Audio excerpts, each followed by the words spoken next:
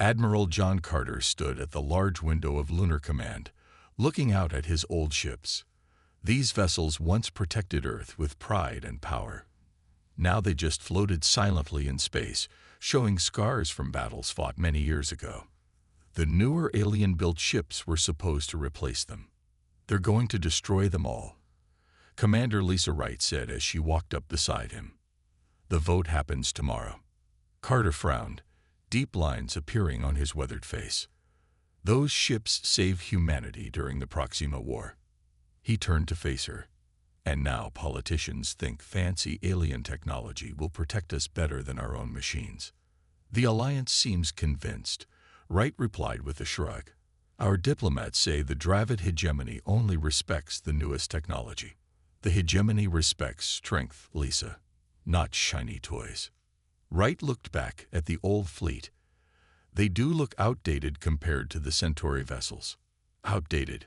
Carter laughed without humor. Those ships survived 3 major conflicts. Each dent and patch tells a story of human ingenuity and determination. Lisa checked her tablet. Fleet Command wants your final assessment by 800 tomorrow. Your recommendation will matter in the Parliament vote. Carter nodded but remained silent, watching his breath fog the glass as he leaned closer to the window. Later that evening, Carter sat alone in his quarters reviewing battle footage from the Proxima War. The old ships moved with surprising speed and flexibility in the recordings. He paused on an image of the UES Intrepid, a heavy cruiser that had taken down 3 enemy dreadnoughts despite severe damage. His communication panel beeped. Admiral, urgent message from Earth Alliance headquarters. The screen lit up showing Admiral Joyce Bell, her expression grim. John, we've lost contact with Outpost Delta. Last transmission reported Dravid scout ships in the area. Carter sat straighter. That's 3 outposts in 2 weeks. Intelligence suggests the hegemony is testing our response times and patterns. Or preparing for something bigger, Carter said quietly. The new Centauri vessels won't be fully operational for another 3 months, Bell continued. If the Dravids are planning something, we'll be vulnerable. Carter finished her thought. The next morning, Carter entered the Alliance Council chamber as Ambassador Frank Miller gave his report. The diplomat looked nervous, his collar dark with sweat. The Dravid ambassador has canceled our next 3 scheduled meetings, Miller explained to the gathered officials. Their communication suggests they see no point in further dialogue. Council President Olivia Bennett frowned. What exactly does that mean, Ambassador? Before Miller could answer, the room's main screen activated without warning. The image of a Dravid commander appeared, his insect-like features arranged in what humans had learned was an expression of superiority. People of Earth Alliance, the alien began, mandibles clicking between words. Your territories have resources our expansion requires. Your defenses are insufficient. Your new vessels are known to us, their capabilities catalogued and countered. The room fell silent as the message continued. We offer you the opportunity to surrender peacefully. Resistance would be unfortunate, but will not change the outcome. The transmission ended abruptly, leaving the council chamber in chaos as officials shouted questions and demands. Carter caught Bell's eye across the room. They both understood what this meant. The hegemony had been studying Earth's defenses while pretending to negotiate. They knew about the new ships but had overlooked something important. President Bennett slammed her gavel repeatedly. Order. We need options immediately. Carter stepped forward. Madam President, I think we still have a card to play. He pointed toward the lunar shipyards visible through the chamber's skylight. The fleet they believe we've abandoned. The emergency council meeting stretched into the night. Maps and battle projections filled the large screens around the room. Admiral Carter stood beside his presentation as voices argued across the table. We cannot possibly reactivate those old ships in time, Defense Minister Harold Cooper said. They've been in storage for years. 3 days, Carter replied firmly. We can have the 1st Division ready in 3 days. Ambassador Miller laughed nervously. The Dravids would see that as a joke, not a threat. Their technology is generations ahead of those vessels. Carter tapped his tablet, bringing up technical schematics on the main screen. The Dravid advantage comes from their advanced targeting systems and cyber warfare. They disable enemy ships before firing a single shot. He switched to footage from a previous skirmish where 3 Earth ships suddenly lost power when approached by a single Dravid cruiser. Our new Centauri vessels use the same network protocols the Dravids have already mastered, Carter continued. But our old fleet, he smiled slightly. They run on systems the Dravids have never encountered. Engineer Catherine Wilson stepped forward. She was small but spoke with authority that silenced the room. The mothballed fleet uses isolated systems, manual overrides, and analog backups. They were built before we adopted standardized galactic technology. President Bennett leaned forward. You're suggesting these outdated systems are actually an advantage. Exactly, Carter nodded. The Dravids can't hack what they don't understand. General Paul Martinez shook his head. Even if that's true, where would we find crews? Most veterans with experience on those systems retired years ago.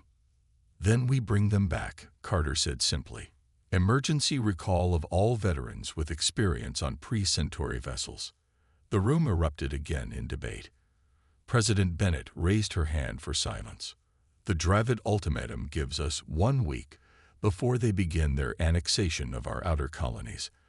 Admiral Carter, if we approve this plan, can your outdated fleet really stand against their armada? Carter's face remained serious. Madam President, I believe it's our only chance. The Dravids have studied our new ships and calculated their victory. They've never seen what our old fleet can do. What exactly can they do? Someone asked from the back. Fight dirty, Carter replied. Those ships and their crews survived when they were outnumbered and outgunned. They improvised, adapted, and overcame. The council voted after midnight. Operation Lazarus was approved by a narrow margin. As the room emptied, Ambassador Miller approached Carter. This is madness, John, Miller said quietly. I've seen Dravid warships up close. They're magnificent killing machines. That's their weakness, Frank. They're machines following predictable strategies. Our old fleet fought with human ingenuity and courage. The next morning, emergency broadcasts went out to every corner of Earth Alliance territory. Retired naval personnel received priority messages calling them back to service. Mothballed shipyards around Saturn and Jupiter's moons suddenly buzzed with activity. At the lunar docks, Carter watched as the first ship, the UES Intrepid, received power for the first time in 8 years. Its hull lights flickered then steadied, illuminating the scars and patches from battles long past. Commander Lisa Wright stood beside him, reading crew assignment lists. We're getting responses already. 70% of contacted veterans have confirmed they're coming back. Carter nodded. And the rest? Still coming in. The question is whether we can integrate them with the newer recruits. We will, Carter said, watching as a shuttle approached carrying the first group of returning veterans. Because we have to. A Dravid observation probe, hidden among the debris of the asteroid belt, silently recorded the increased activity around the lunar shipyards and transmitted its data back to the hegemony fleet. Former Captain Samuel Green stepped onto the bridge of the UES Intrepid and stopped. The familiar smell hit him first, metal and recycled air with hints of machine oil. His fingers automatically brushed against the worn captain's chair as memories flooded back. Never thought I'd see her again, he said to no one in particular. Me neither, replied a voice from the engineering station. Chief Engineer Diane Foster stood up from beneath a console, wiping her hands on already dirty coveralls. Her hair had more gray than when they'd served together, but her smile was the same. Diane, they got you too. She laughed. Got me. I volunteered the minute I heard. Couldn't let these kids mess up my engines. Around them, younger technicians moved with purpose, installing updated communication systems while trying to preserve the ship's original design. The contrast between the old vessel and the fresh-faced crew was striking. Most of these techs weren't even born when we fought at Proxima, Green observed. That's why they need us old dogs. Foster replied. They know the theory, but we know the soul of these ships. Over the next 2 days, similar scenes played out across the solar system as retired officers and crew returned to their old vessels. Each ship came to life with a unique blend of outdated technology and necessary upgrades. Veterans brought personal tools, unofficial modifications, and battle-tested techniques never found in official manuals. At Lunar Command, Admiral Carter reviewed the growing fleet status. 67 ships now showed active on the main display. Not enough, but more than he'd hoped for in such short time. The Dravids have noticed our activity, Commander Wright reported. Their communication channels show increased chatter. Good, Carter nodded. Let them wonder, what's the status of Operation Blackout? Complete for the 1st Division. All ships are running on isolated systems. No network connections that the Dravids could exploit. Carter studied the deployment map. The hegemony expects us to concentrate our forces near Earth. That's what their battle doctrine would do. Protect the homeworld first. But we're not following their doctrine. Wright smiled slightly. No, we're not. Carter moved ship markers to positions throughout the solar system. We'll hide our vessels near the outer planets, using the rings of Saturn, the moons of Jupiter, and the asteroid belt for cover. When the Dravids come through, they'll find nothing but a token defense around Earth. The bait, Wright nodded. And then our scattered fleet will hit them from all sides. Carter finished. No coordinated attack they can predict or counter. Later that day, aboard the Intrepid, Captain Green addressed his mixed crew of veterans and new recruits. The ship hummed with energy as final preparations were completed. I won't lie to you, Green said, looking at the faces around him. The odds aren't in our favor. The Dravids have better ships, better weapons, and better shields. But we have something they don't understand. A young lieutenant raised her hand. What's that, sir? Green smiled. Unpredictability. These old ships don't fight by the book because the book wasn't written when they were built. Each captain developed their own tactics, their own tricks. The Dravids expect a unified response they can counter. Instead, they'll face dozens of different fighting styles. Chief Foster spoke up from the back. And when their fancy systems try to shut us down, they'll find these old circuits don't speak their language. As Green dismissed the crew to their stations, he caught Foster's eye. Just like old times. Better, she replied. This time we know what we're getting into. Throughout the solar system, the once-forgotten fleet prepared for battle as the first Dravid ships appeared at the edge of Pluto's orbit. Commander Natalie Howard stood on the bridge of the UES Defiant, hidden in the shadow of Titan, one of Saturn's largest moons. The ship's systems ran at minimum power to avoid detection. Only essential lights illuminated the bridge, casting long shadows across the tense faces of the crew. Dravid scout ships entering the sector, reported Sensor Officer Alan Reed.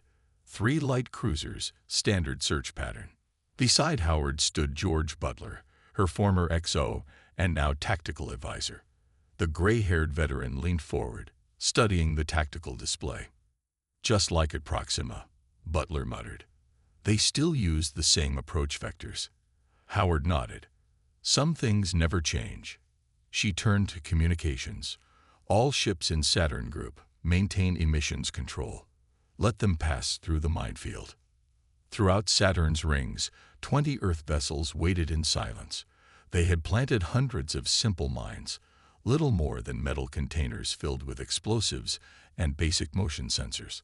The technology was centuries old, practically invisible to modern scanning systems that looked for energy signatures, not physical objects. The Dravid vessels moved with graceful precision into the seemingly empty space between Saturn's rings. Their sleek hulls gleamed in the dim sunlight, nearly 4 times the size of the Earth ships watching them. The first explosion caught the lead Dravid cruiser by surprise. A shower of debris erupted from its port side. Seconds later, 2 more mines detonated against another vessel. They're adapting, Howard observed as the Dravid ships quickly shifted formation and raised shields. Wait for it, Butler replied calmly. The Dravid commander did exactly what Butler predicted. They adjusted their shields to counter the primitive explosives while continuing forward. Their sensors swept the area looking for energy signatures, finding nothing. Howard took a deep breath. All ships, execute Lazarus Protocol. Across Saturn's ring system, 20 Earth vessels surged to life. They emerged from hiding places behind moons, within dense ring sections, and from the shadow of the gas giant itself. Attacking from angles the Dravid formation wasn't designed to defend. Full power to forward batteries, Howard ordered. Target their communication arrays first. The Defiant shuddered as its ancient rail guns accelerated metal projectiles to incredible speeds. These weren't the elegant energy weapons of modern warfare. They were brutal, physical impacts that crashed through the Dravid shields calibrated for energy attacks. Direct hit on lead vessel, reported the weapons officer with surprise in his voice. Their shields didn't stop our rounds.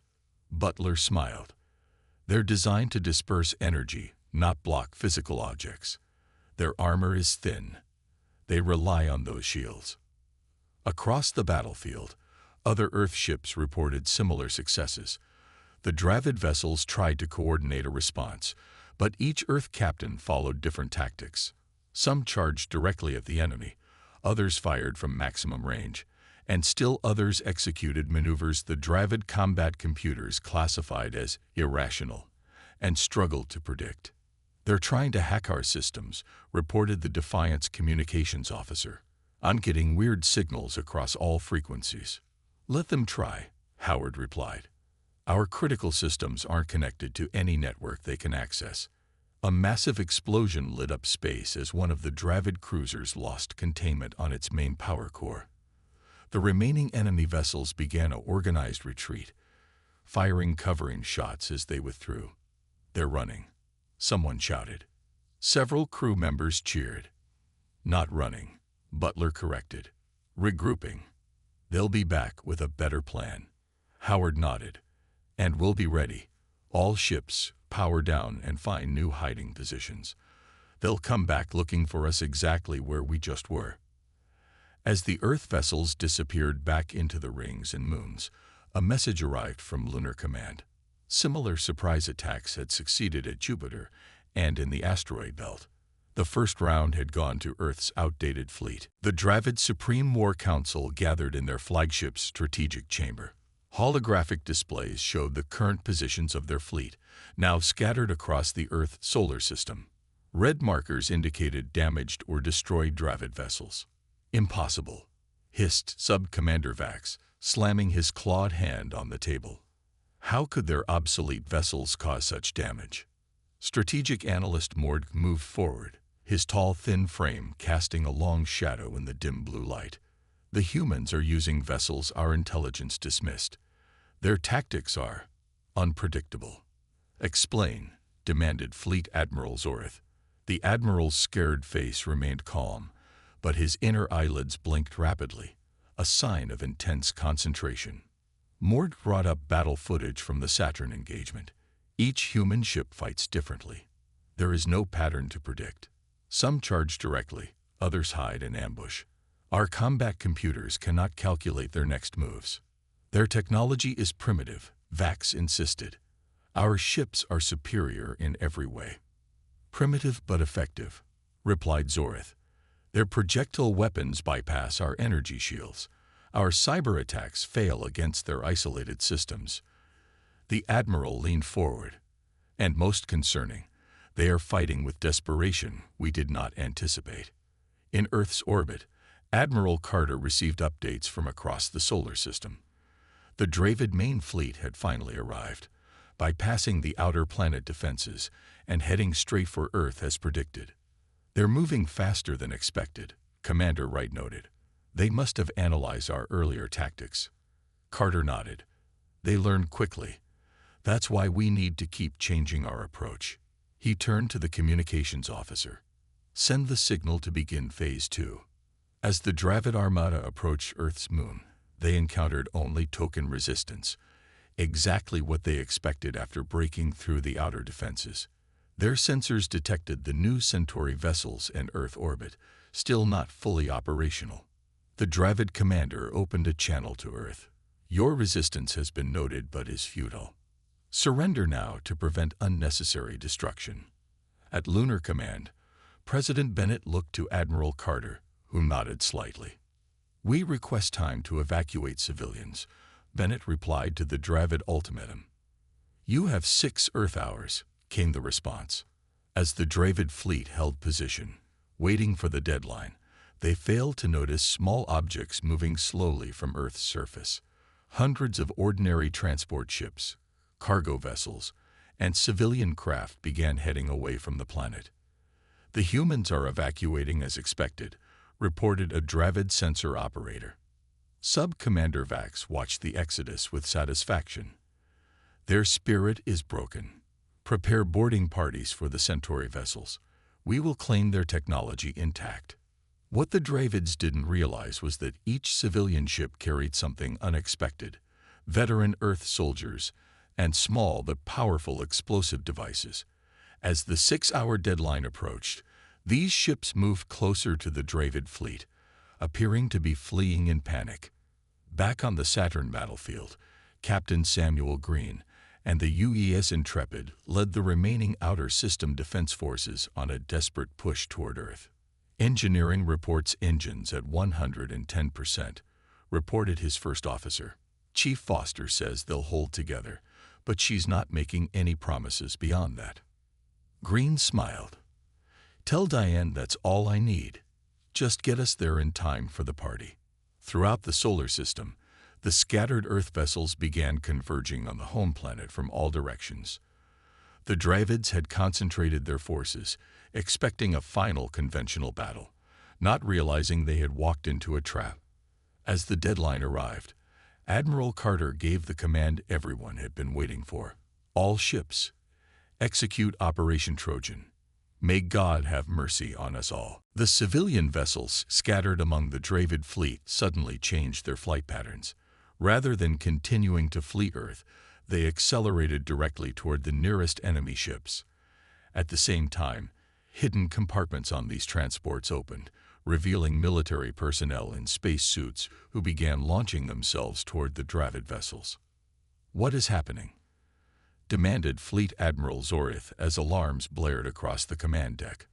Those are not warships. The civilian craft are ramming our outer perimeter, a sensor operator shouted. And they've deployed boarding parties. The Dravid fleet, designed for ship-to-ship combat, suddenly found itself dealing with hundreds of individual humans attaching themselves to hull access points, sensor arrays, and weapons emplacements. The small explosive charges they carried weren't powerful enough to destroy the massive Dravid ships, but they created openings where none should exist.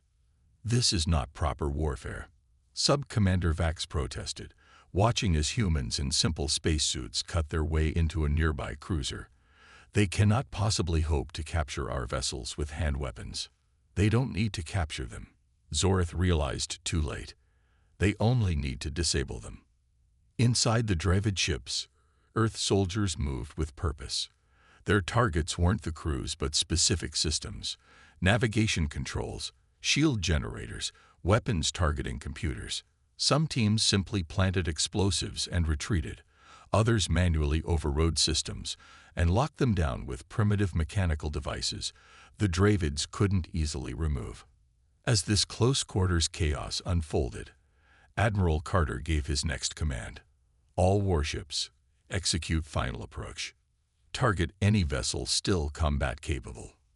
Earth's supposedly obsolete fleet appeared as if from nowhere, approaching from multiple vectors at once. Some had been hiding behind the moon. Others had been drifting with disabled engines appearing to be debris, and the remainder arrived from the outer system. Engines pushed beyond safety limits. On the bridge of the UES Constitution, Admiral Carter watched as his plan came together. The massive Dravid formation, once so perfectly organized, had broken into isolated groups dealing with borders and trying to track multiple approaching threats simultaneously. The Defiant reports successful strikes against 3 Dravid cruisers. Commander Wright reported. Captain Howard says they're completely disabled. Carter nodded. And the Intrepid? Captain Green has engaged the Dravid's second command ship. They've taken heavy damage, but are still fighting. Across the battlefield, the UES Intrepid traded fire with a Dravid vessel twice its size. The Earth ship's hull glowed red in places where enemy weapons had struck, but it continued its attack run. Port shields are gone, reported Green's tactical officer. One more hit and we lose the whole section. In engineering, Chief Foster worked frantically, rerouting power through emergency systems. "Giving you everything we got, Sam," she shouted into her comm. "But we can't take another hit like the last one." Captain Green studied his tactical display. The Dravid ship was turning to bring more weapons to bear. In seconds, they would fire again. All power to forward thrusters, then cut engines completely, Green ordered. "Make them think we're dead in space." The Intrepid lurched forward, then appeared to drift helplessly. The Dravid vessel hesitated, its sensors trying to determine if the threat was neutralized. "Now," Green shouted. "All remaining power to main guns." The Intrepid's weapon systems, which had appeared offline, suddenly unleashed everything they had at point-blank range. The concentrated fire struck the Dravid ship where its shields had been weakened by previous attacks. Explosions cascaded along its hull as critical systems failed. Throughout Earth orbit, similar scenes played out as the supposedly outdated Earth fleet executed tactics no modern combat computer would consider rational. Ships purposely took damage to get closer to their targets. Captains ignored standard protocols, making decisions based on instinct and experience rather than calculated odds. One by one, the mighty Dravid vessels fell silent or began to retreat. Their perfect formation had been broken by the one thing their advanced systems couldn't predict: human unpredictability. Admiral John Carter stood on the bridge of the UES Constitution, the oldest vessel in Earth's fleet and his first command decades ago. The ship had taken heavy damage during the battle. Repair crews worked frantically throughout the vessel, and medical teams tended to the wounded. Several console displays flickered with unstable power. Despite the damage, Carter felt only pride as he looked at his crew. Some wore bandages, others had gone without sleep for days, but all stood tall at their stations. On the main view screen, the Dravid flagship drifted powerless, surrounded by Earth vessels. Its once smooth hull was now punctured and scarred. Occasional flashes of emergency lighting showed through the damaged sections. "Open a channel," Carter ordered. The communications officer worked her controls. "Channel open, sir." The screen changed to show the Dravid Supreme Commander. The alien's mandibles were tight against his face in what humans had learned was the equivalent of grim resignation. "Your terms, human," the Dravid asked without preamble. Carter kept his voice even. "Unconditional withdrawal from Alliance space, return of all occupied colonies, reparations for damages." The Dravid commander's inner eyelids blinked rapidly. "You understand that this defeat changes nothing in the long term. You would have been assimilated efficiently under our rule. Now your victory will bring suffering. Other powers will see your weakness, your reliance on obsolete technology." Carter allowed himself a small smile. "What you call obsolete, we call proven. Your mistake was believing that new always means better. Humanity doesn't forget what works." As the transmission ended, Carter gazed around the bridge, at the mixture of old technology and new, at the veteran officers working alongside Academy graduates, at the patched hull plates and jury-rigged systems that had brought them victory. "Send word to Earth," he told Communications Officer Rebecca Chen. "The fleet is coming home." Throughout the solar system, the battered Earth vessels regrouped. Some needed to be towed back to orbit, others limped along on minimal power. The human cost had been high, nearly 30% casualties across the fleet, but they had succeeded against impossible odds. 2 days later, Earth held a ceremony to honor the fleet. Crowds lined the streets as Admiral Carter and his captains made their way to Alliance headquarters. The building had taken minor damage during the battle, with one wall showing scorch marks from near misses. President Bennett waited at the entrance, flanked by council members. Many of them had voted against Operation Lazarus. Now they stood in respectful silence as the veteran officers approached. "Admiral Carter," Bennett said, extending her hand. "On behalf of Earth and all Alliance worlds, I thank you and your fleet. You saved us all." Carter shook her hand, but gestured to the officers behind him. "They're the ones who did the impossible, Madam President. I just gave the orders." Later, Carter found himself alone with Captain Green and Commander Howard in a quiet corner of the reception. The three veterans shared a bottle of whiskey that Green had somehow kept through years of retirement. "What happens now?" Howard asked, looking out the window at the fleet in orbit. Many ships still showed battle damage. "They'll probably mothball the fleet again, now that the danger has passed." Green shook his head. "I don't think so. Not this time." Carter nodded in agreement. "The Alliance has learned an important lesson. The newest technology isn't always the best answer." To the outdated fleet, Green said, raising his glass, "Long may she sail." As they drank, Admiral Carter watched a group of young officers across the room studying the holographic display of the battle. They pointed at key moments, discussing tactics and maneuvers with excitement. The old ships had done more than save Earth. They had reminded humanity of its greatest strength, the ability to adapt, improvise, and overcome against any odds. Some lessons, Carter knew, would never become outdated.